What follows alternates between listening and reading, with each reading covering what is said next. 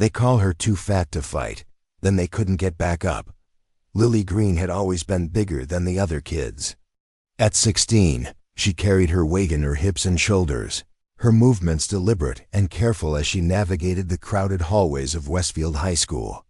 Her dark hair hung in loose waves around her round face, and she preferred oversized hoodies that swallowed her frame, hoping to disappear into the fabric and avoid unwanted attention.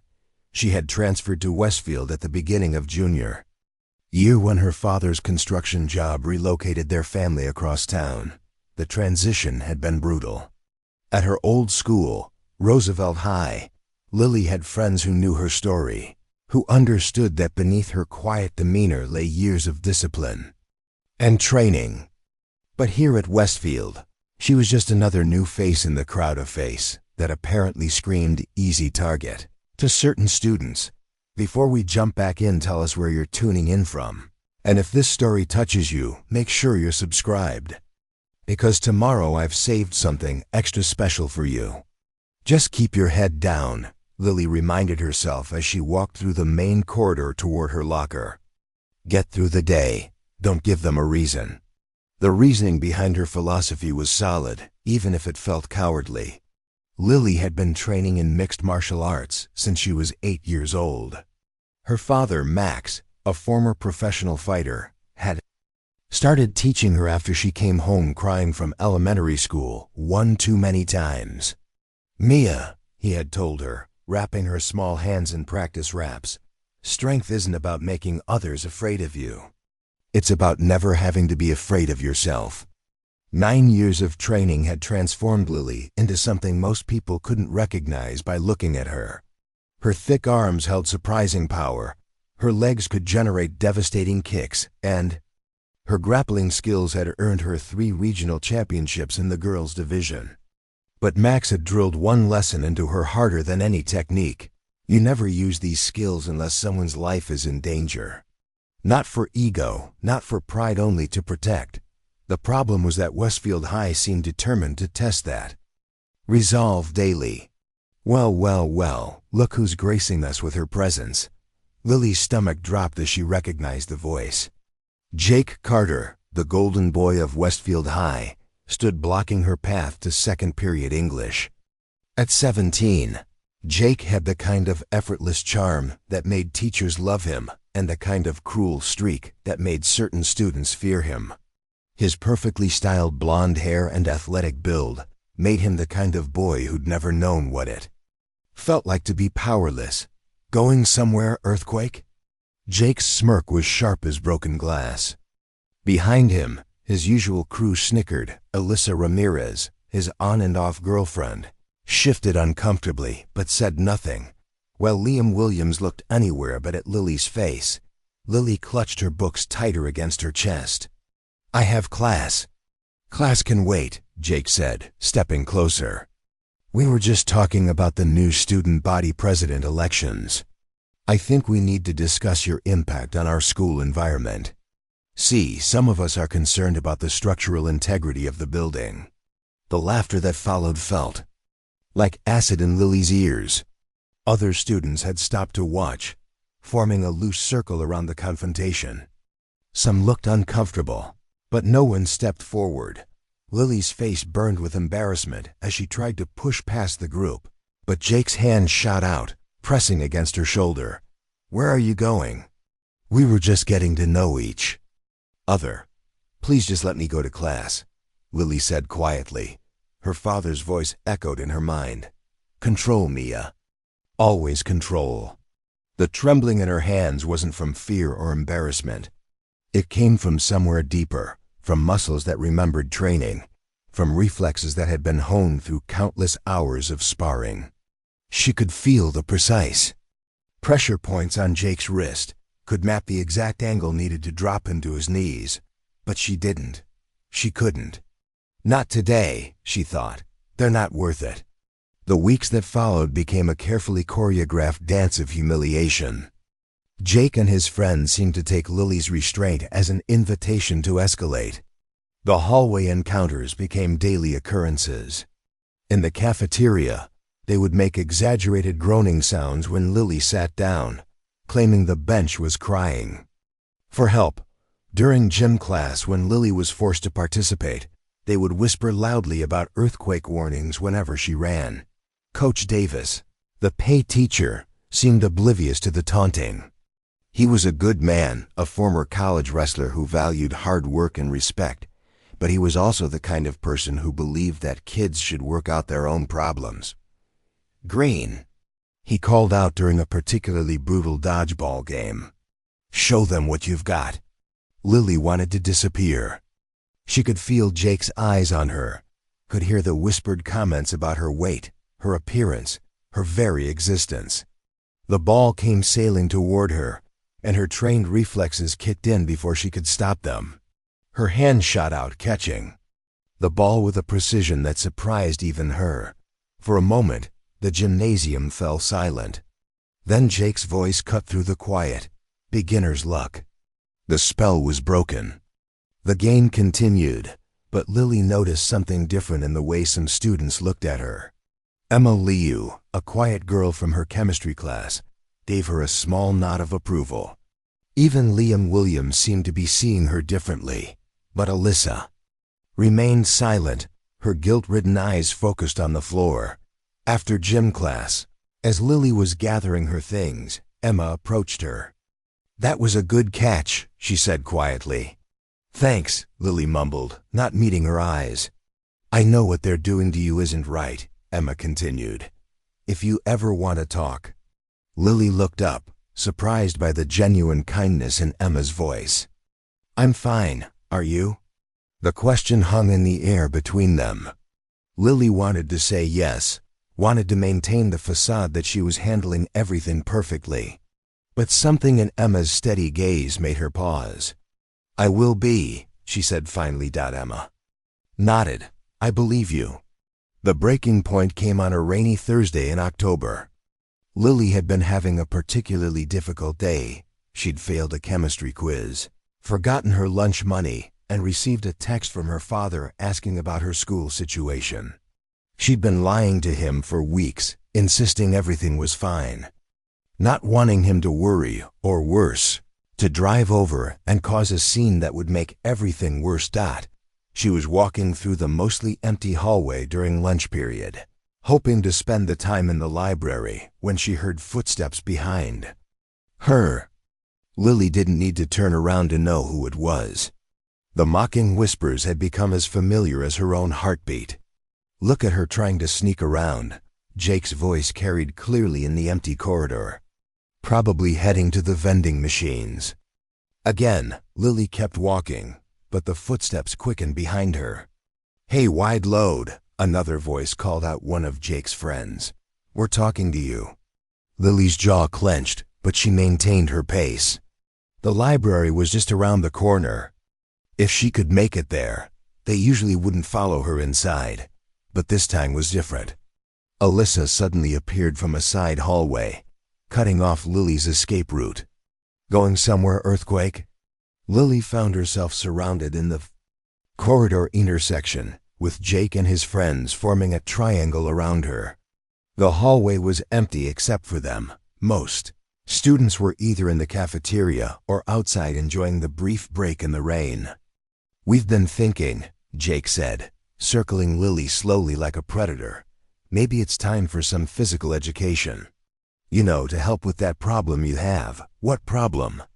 Lily asked quietly, though she already knew where this was heading. "The problem where you take up space meant for two people," one of his friends said with a nasty grin. "The problem where looking at you makes us lose our appetites," another added. "The problem where you exist," Jake finished, his voice cold. Lily felt something shift inside her chest. It wasn't the familiar resignation or embarrassment. This was something else, something that tasted like copper and felt like lightning. "I just want to go to the library," Lily said, her voice steady despite the storm building inside her. "Well, you can't," Jake said. "See, we've decided that you're bad for the school's image. Maybe you should consider transferring." Again, the words hit like physical blows. Lily's hands began to shake, not from fear, but from the effort of keeping her trained instincts in check. She could feel the precise angles, the pressure points, the way Jake's weight was distributed as he leaned forward, thinking he was intimidating her. "What's wrong?" Jake taunted, stepping closer. "Cat got your tongue? Or maybe you're just thinking about food again." That's when he made his biggest mistake. Jake's hand shot out, shoving Lily hard in the chest. She stumbled backward, books scattering across the floor, and for a moment, she was 8 years old again. Coming home from school with tears streaming down her face. But this time, she wasn't helpless. This time she had choices. The push seemed to happen in slow motion. Lily felt her body moving backward, her books flying from her arms, but her mind was crystal clear. 9 years of training kicked in as her body found its balance, her feet automatically adjusting to a fighting stance her father had drilled into her thousands of times. Jake was laughing, his friends were laughing, and for a moment, Lily was back in her father's garage, hearing his voice. "The most dangerous opponent is the one who underestimates you." When Lily straightened up, something fundamental had changed. Her posture was different-centered, grounded, ready. Her eyes, which had been downcast and apologetic for months, now held a steady, measuring gaze that made Jake's laughter die in his throat. "That was a mistake," she said quietly. Jake blinked, confused by the shift in her demeanor. "What did you say?" "I said that was a mistake." Lily's voice was calm, controlled. "You put your hands on me, so?" Jake recovered some of his bravado. "What are you going to do about it, Thotso? Cry? Run to Daddy?" Telling and preparing this story took us a lot of time, so if you are enjoying it, subscribe to our channel. It means a lot to us. Now back to the story. Instead of answering, Lily took a step forward. It wasn't a large step, but something about the way she moved, balanced, purposeful, predatory, made Jake instinctively take a step back. "I'm going to give you one chance," Lily said, her voice never rising above a conversational tone.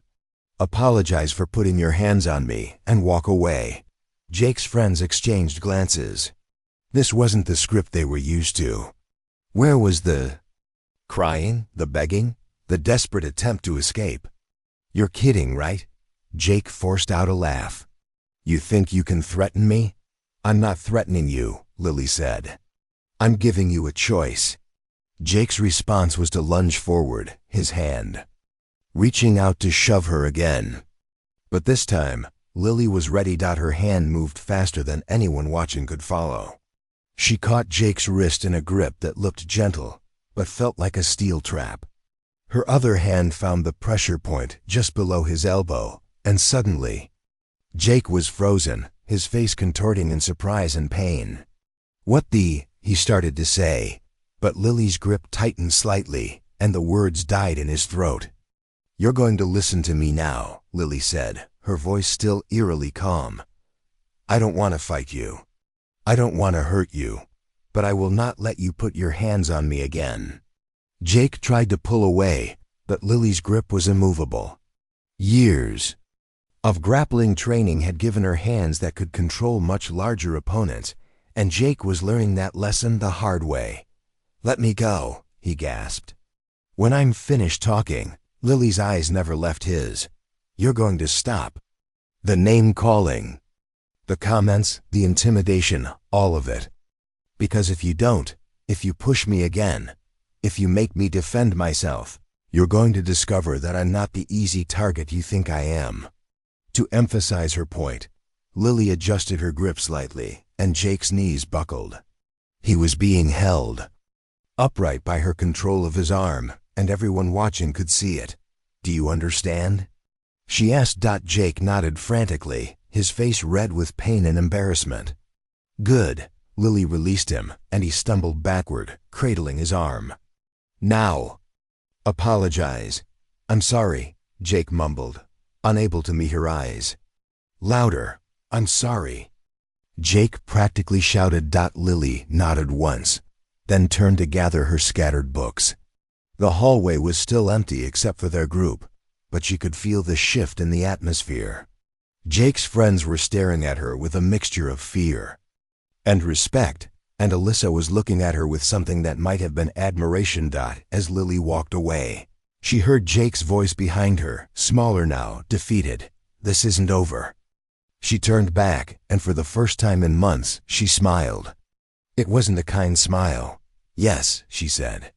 "It is." By the end of the day, the story had spread through Westfield High like wildfire. In the way that high school gossip worked, the details had become exaggerated and distorted with each telling. Some versions had Lily throwing Jake across the hallway. Others claimed she'd broken his arm. A few particularly creative accounts suggested she'd used some kind of secret martial arts technique that left him paralyzed for hours. Emma Lou found Lily at her locker after the final bell. "Is it true?" she asked without preamble. Lily looked up, exhausted. The adrenaline had long since worn off, leaving her feeling drained and oddly empty. "Is what true? That you made Jake Carter cry?" "He didn't cry," Lily said, closing her locker. "He just ... learned some boundaries." Emma's eyes were bright with curiosity and something else, respect maybe. "Where did you learn to do that?" Lily hesitated. She'd kept her training secret for so long that talking about it felt strange. "My father taught me some things." "Some things?" Emma raised an eyebrow. "Lily, people are saying you're like a secret ninja or something." Despite everything, Lily found herself smiling. "I'm not a ninja, but you do know how to fight." It wasn't really a question, so Lily didn't answer. Instead, she shouldered her backpack and started walking toward the exit. Emma fell into step beside her. "You know," Emma said as they walked, "I've been watching you since you got here. You always seemed so ... careful, like you were holding something back." "I was." "Why?" Lily was quiet for a long moment. "Because once you let people know what you're capable of, they expect you to use it. And I didn't want to be the girl who solved her problems with violence." "But you didn't use violence today," Emma pointed out. "You used control." The distinction was important, and Lily was grateful that Emma understood it. "My father always said that real strength isn't about hurting people. It's about being able to protect yourself and others without losing who you are." They reached the school entrance, and Lily was surprised to see several students watching her with open curiosity. Some nodded as she passed, others whispered to their friends. The attention made her uncomfortable, but it was different from the mockery she'd endured for months. "Lily," a voice called out. She turned to see Liam Williams jogging toward her. The quiet boy who'd been present for so many of Jake's taunting sessions looked nervous but determined. "I just wanted to say," he began, then stopped, looking around at the other students. "I wanted to say that I'm sorry for not speaking up before, for letting Jake treat you like that." Lily studied his face, looking for signs of insincerity or mockery, but she found only genuine regret. "It's okay," she said finally. "No, it's not." Liam's voice was firm. "I was a coward. I knew what he was doing was wrong, but I didn't want to become his next target. That's not an excuse, but it's the truth." The honesty in his words surprised her. "Thank you for saying that." "I won't let it happen again," Liam promised. "To you or anyone else." As he walked away, Emma whistled softly. "I think you started something today. I just wanted him to leave me alone." "Maybe, but you did more than that. You showed everyone that Jake Carter isn't untouchable, that bullies can be stopped." Emma paused. "You showed them that sometimes the person who looks like an easy target is actually the most dangerous person in the room." Lily felt a strange mix of emotions, pride, fear, exhaustion, and something she couldn't quite name. For months, she'd been invisible, anonymous, safe in her isolation. Now suddenly, she was visible in a way that felt both liberating and terrifying. "What happens now?" she asked. Emma smiled. "Now you get to decide who you want to be. The girl who hides her strength, or the girl who uses it to protect people? As they walked out of the school together, Lily realized that for the first time since transferring to Westfield High, she wasn't looking over her shoulder. She wasn't calculating escape routes or planning how to avoid confrontation. She was just walking, head up, shoulders back, like she had every right to be there. Because she did that. The next morning, Lily was at her locker when she heard a hesitant voice behind her. "Lily?" She turned to find Alyssa Ramirez standing there, looking smaller than Lily had ever seen her. Gone was the confident girl who'd stood beside Jake during his taunting sessions. In her place was someone who seemed genuinely uncomfortable with herself. Can I talk to you?" Alyssa asked, her voice barely above a whisper. Lily studied her for a moment, then nodded. "What about?" "About yesterday. About everything." Alyssa's hands were shaking slightly. "I wanted to apologize." "For what specifically?" Lily's voice was neutral, but there was steel underneath it. "For standing there. For watching Jake hurt you and never saying anything. For being part of it, even if I wasn't the one saying the words." Alyssa's eyes were bright with unshed tears. "I was a coward." The admission hung between them in the bustling hallway. Other students moved around them, some still stealing glances at Lily, but she ignored them, focusing on Alyssa's face. "Why now?" Lily asked. "You've had months to say something." "Because watching what happened yesterday made me realize what kind of person I've become." Alyssa's voice cracked. "My little sister is in 8th grade. She's bigger than most of the other kids. And yesterday, when I got home, she told me about these boys who've been picking on her. She asked me what she should do." Lily felt something shift in her chest. "What did you tell her?" "I told her to stand up for herself. To not let them make her feel small." Alyssa wiped her eyes. "And then I realized I was telling her to do something I've never had the courage to do. I've been watching Jake hurt people for years, and I never said a word because I was afraid he'd turn on me." The honesty in Alyssa's voice was raw, painful. Lily could see the genuine regret in her eyes, the weight of all the time she'd stayed silent. "I can't take back what I didn't do," Alyssa continued. "But I can promise you that I won't stand by and watch anyone get bullied again. Not you, not anyone." Lily was quiet for a long moment, processing the apology. Part of her wanted to reject it, to hold on to the anger and hurt.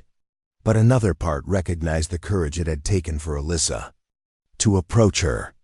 "Thank you," Lily said finally, "for saying that. Does that mean you forgive me?" "It means I appreciate your honesty." "Forgiveness ... That's going to take time." Alyssa nodded, looking relieved despite the conditional nature of Lily's response. "I understand. I wanted you to know that I see you differently now. I always thought you were just quiet, maybe weak. But what you did yesterday, that took real strength." "I didn't want to hurt him," Lily said quietly.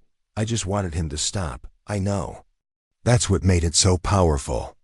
Alyssa shouldered her backpack. "I should let you get to class. But Lily, if you ever need someone to back you up, I'm here." As Alyssa walked away, Emma appeared at Lily's side. "How long have you been standing there?" Lily asked. "Long enough to hear that." Emma's eyes were thoughtful. "What do you think?" "I think people can change," Lily said. "Whether they actually do, that's something else." By the end of the week, something fundamental had shifted in the social dynamics of Westfield High. Lily noticed it first in small ways. Students who'd never acknowledged her before nodding as she passed. Conversations that stopped when she entered a room not out of mockery, but out of respect. And most surprisingly, other students approaching her with their own stories. It started with Derek Martinez, a freshman who'd been getting picked on by some upperclassmen. He found Lily in the library during lunch, looking nervous but determined. "I heard what you did to Jake Carter," he said, sitting down across from her. "I was wondering, could you teach me how to do that?" Lily looked up from her chemistry homework. Teach you what? How to make them stop. How to stand up for myself without ... He gestured vaguely. Without getting destroyed. Derek, right? When he nodded, she continued. What's happening to you? These guys, they're seniors. They think it's funny to mess with the freshmen. Pushing me around, taking my lunch money, making me late for class. His voice was bitter. I tried talking to my parents, but they just said I needed to toughen up. Lily felt a familiar anger rise in her chest. What do you want from me? I want to learn how to fight. Fighting isn't the answer, Lily said firmly. What happened with Jake wasn't about fighting. It was about control, about setting boundaries. Then teach me that. Lily was quiet for a moment. She'd never thought about teaching anyone, had never seen herself as someone who could help others the way her father had helped her. But looking at Derek's desperate expression, she felt something click into place. I can't teach you martial arts, she said finally. That takes years of training. But I can teach you some things about confidence, about how to carry yourself so people think twice before messing with you. Derek's face lit up. Really? Really? But it's not about intimidation or aggression. It's about self-respect. About knowing your worth and not letting other people diminish it. Over the next few days, word spread that Lily was helping Derek. Soon, other students began approaching her. Sarah Chun, a sophomore who'd been dealing with cyberbullying. Marcus Johnson, a junior who'd been targeted because of his sexuality. Even some students who hadn't been bullied, but wanted to learn how to stand up for others. Coach Davis noticed the change too. He found Lily after PE class one day as she was gathering her things. Green, he said, I've been hearing interesting things about you. Lily tensed, unsure if she was in trouble. What kind of things? The kind that make me think I've been underestimating you. He sat down on the bench beside her. You know, in all my years of coaching, I've learned that the strongest people aren't always the ones who look the part. Sometimes they're the ones who've had to develop strength from the inside out. Coach, I don't know what you've heard, but I heard you stood up to Jake Carter. I heard you did it without throwing a punch or causing a scene.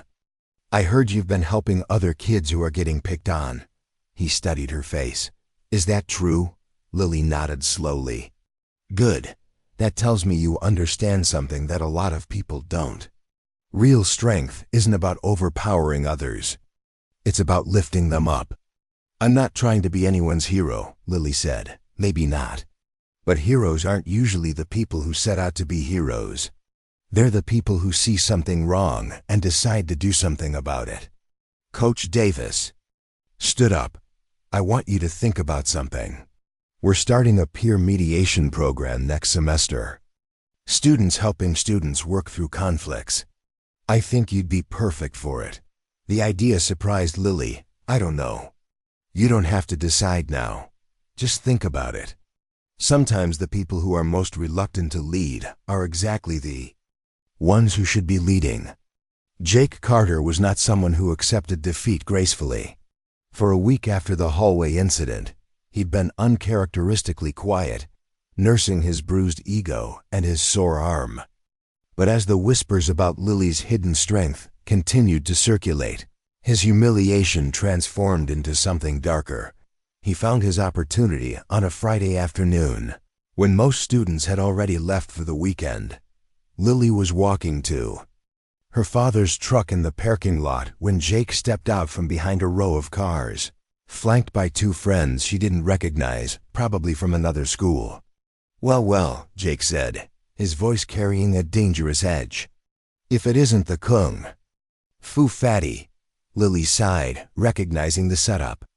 Jake, don't do this. Don't do what? Have a conversation? His smile was cold. See, I've been thinking about what happened last week. And I realized something. You caught me off guard. That's not going to happen again. The two boys with him spread out slightly, trying to box her in. They were bigger than Jake, older, and they had the look of kids who were used to violence. Lily felt her training kick in automatically, her mind cataloging escape routes, potential weapons, the positioning of her opponents. "You brought friends," she observed calmly. "Insurance," Jake said. "See, I can't let what happened slide. People are starting to think I'm weak, that I can be pushed around by some fat freak who thinks she knows karate. I don't want to fight. You, Jake. Too bad, because I want to fight you." He nodded to his friends. "Hold her." The two boys moved forward, but Lily was already moving. Her father had taught her that the key to dealing with multiple opponents was to never let them coordinate their attacks. She stepped toward the smaller of the two, using her momentum to drive her shoulder into his solar plexus. He doubled over, gasping, and she used his bent form as a stepping stone to launch herself at the second boy. Her knee caught him in the thigh, hitting the nerve cluster that would deaden his leg. He stumbled, and she was past him, facing Jake again. The entire exchange had taken less than 5 seconds. "Still want to do this?" she asked, not even breathing hard. Jake's face was red with rage and embarrassment. His friends were picking themselves up, looking at Lily with a mixture of fear and respect. "You think you're so tough," Jake snarled. "You think you can just—" "I think I want to go home," Lily interrupted. "And I think you should let me, or what? Or I stop holding back." The words hung in the air like a threat. Jake's friends exchanged glances, clearly having second thoughts about their involvement. "This isn't over," Jake said, but his voice lacked conviction. "Yes, it is," Lily said firmly. "It's over because I'm done with you. I'm done being your target. I'm done being afraid of you. And I'm done pretending that you have any power over me." She took a step forward, and Jake instinctively stepped back. "You want to know what real power looks like?" Lily's voice was quiet, but carried absolute authority. "Real power is walking away from a fight you know you can win. Real power is protecting people who can't protect themselves. Real power is choosing not to hurt someone even when they deserve it." Jake's mouth opened and closed like a fish, no words coming out. "Go home, Jake. Grow up, and leave me alone." As she walked away, she heard one of Jake's friends say, "Dude, let's just go. This is messed up." Lily didn't look back. The final confrontation came not in the hallway or the parking lot, but in the cafeteria during lunch period. Lily was sitting with Emma, Derek, and a few other students who'd become part of their informal group when Jake appeared at their table. But this Jake was different. Gone was the swaggering confidence, the cruel smirk. In its place was something raw and desperate. "I need to talk to you," he said, his voice tight. "We're eating," Emma said coldly. "It's okay," Lily said, standing up. "What do you want, Jake? Somewhere private?" Lily almost laughed. "After what happened in the parking lot?" "I don't think so, please." The words seemed to physically hurt him to say, "just ... please." The desperation in his voice was so unexpected that Lily found herself nodding. "Fine, but they stay." She gestured to her friends. "Whatever you have to say, you can say it in front of them." Jake looked around the table, his face red with humiliation. I wanted to apologize." The words were so quiet that Lily almost didn't hear them. "What?" I said I wanted to apologize. Jake's voice was stronger now, but his hands were shaking. "For everything. For the names, for pushing you, for being a complete asshole." The cafeteria around them seemed to hold its breath. Other students had noticed the confrontation and were watching with open curiosity. "Why now?" Lily asked. Jake's laugh was bitter. "Because my girlfriend broke up with me. Because half the school thinks I'm a joke. Because my parents found out what I've been doing, and they're disappointed in me." "So you're apologizing because you got caught?" "No," Jake's voice cracked. "I'm apologizing because I finally realized what I've become. I'm apologizing because you could have really hurt me, and you didn't. I'm apologizing because I spent months trying to make you feel as small as I felt inside." The honesty in his voice was startling. Lily could see the pain behind his eyes. The genuine regret. "I don't expect you to forgive me," Jake continued. "I just ... I needed you to know that I'm sorry. That I know what I did was wrong. That I'm going to try to be better." Lily studied his face for a long moment. "Are you? Am I what? Are you going to be better? Or are you just going to find someone else to pick on when you think no one's looking?" Jake flinched as if she'd hit him. I don't know. I hope I'm better. I want to be better." "Wanting isn't enough," Lily said. "You have to choose to be better. Every day, even when it's hard. Even when no one's watching." Jake nodded, tears threatening at the corners of his eyes. "I know. Good." Lily extended her hand. "Then we're done here." Jake stared at her hand for a moment, then took it. His handshake was firm, but not aggressive, just ... human. "Thank you," he said quietly. As he walked away, Derek whistled softly. "That was ... unexpected." "People can change," Lily said, sitting back down. "Whether they actually do, that's up to them." 3 months later, Lily Green walked through the hallways of Westfield High with her head held high. The transformation wasn't just physical, though she'd joined the school's martial arts club and had started teaching self-defense classes, but something deeper. She carried herself differently, spoke with confidence, and had become someone other students turned to for help. The peer mediation program that Coach Davis had suggested was now in full swing, with Lily as one of its most effective mediators.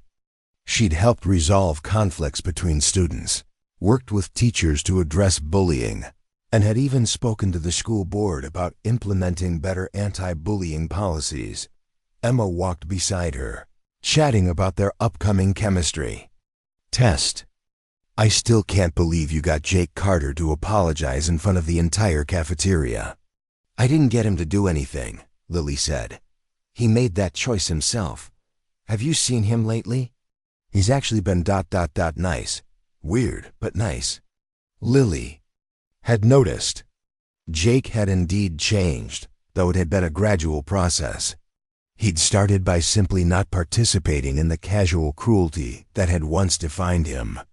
Then he'd begun actively discouraging others from bullying.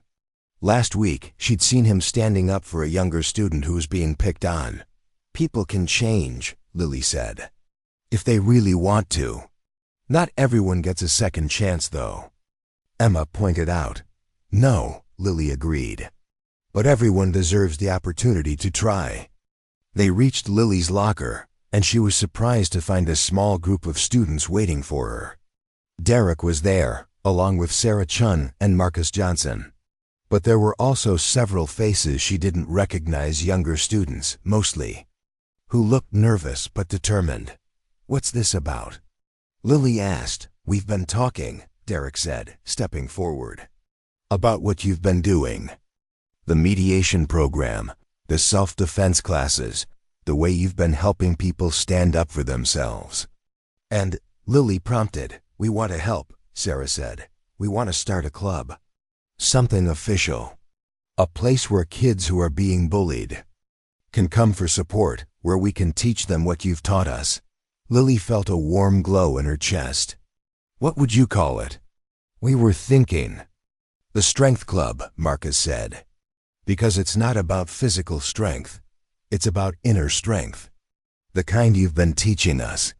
"I don't know if I'm qualified to lead something like that," Lily said. "You're the most qualified person I know," Emma said firmly. "Look around you. Look at what you've accomplished. You've changed this school." Lily looked at the faces surrounding her students who'd found their voices, who'd learned to stand up for themselves and others, who'd discovered that strength came not from putting others down but from lifting them up. "Okay," she said finally. "Let's do it." As they walked toward the administrative office to submit their club proposal, Lily caught her reflection in the window. The girl looking back at her was the same one who'd transferred to Westfield High 6 months ago, but she was also completely different. This girl stood straight, smiled easily, and met the world with confidence. Her phone buzzed with a text from her father. "How was school today, Mia?" Lily smiled as she typed back, "Good, Dad, really good." For the first time since transferring to Westfield High, that wasn't a lie. School was good. More than good, it was exactly where she was supposed to be. Behind her, she could hear Derek explaining their club idea to the other students, his voice strong and confident. In the distance, she saw Jake Carter helping a freshman pick up dropped books. His actions genuine rather than performative. Change was possible. Growth was possible. And sometimes, the biggest battles were won not with fists or force, but with the quiet courage to stand up and say, "This stops here." Lily Green had learned that lesson well. And now she was teaching it to others. The transformation was complete. But the work was just beginning. Up next we have 2 more incredible stories that are waiting for you. Just click the image you want to watch and it will take you there. If you enjoyed this video, make sure to subscribe. It would mean a lot.